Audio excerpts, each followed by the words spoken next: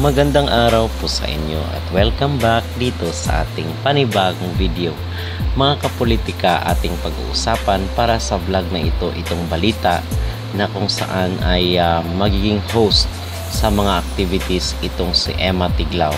Kung kaya hindi tuloy maiwasan ng ating mga netizen na ikukumpara itong si Emma dito kay Catriona, at ang sabi ng iba ay nasasapawan na daw ni Emma Tiglao itong si Catriona Gray dito sa Miss Universe. At ito yung ating pag-uusapan para sa vlog na ito.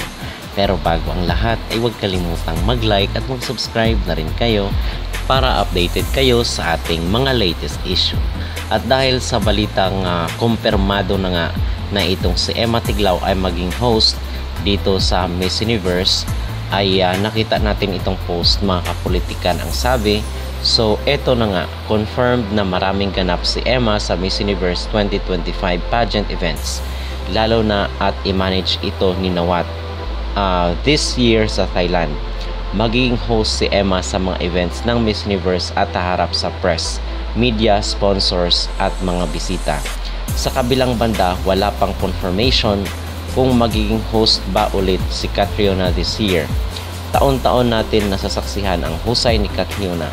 Maghintay na lang tayo ng official announcement kung mag-host rin ba ulit si dating Miss Universe 2018 Catriona Gray. Matatandaan na sa Bangkok din kinoronahan si Catriona. Hindi pwede mawala ang kanyang presensya sa biggest event in the universe.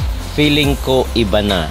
Baka si Matthew din ang mag-host ng Miss Universe. Tapos baka backstage correspondent si Emma Tiglao. We'll see. Catriona is a main co-host at the finale. Please remember that for the past years.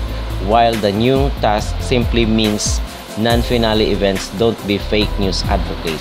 At yun ang mga comment ng ating mga netizen na kung saan is nangangamba sila.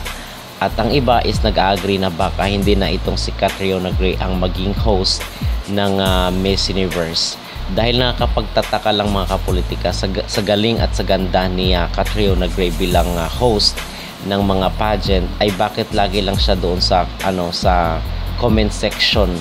Okay, hindi siya talaga main host ng Miss Universe. At kung nag-host man siya or nagiging commentator siya doon sa segment, ay parang hindi maganda yung naging placement ng Pilipinas.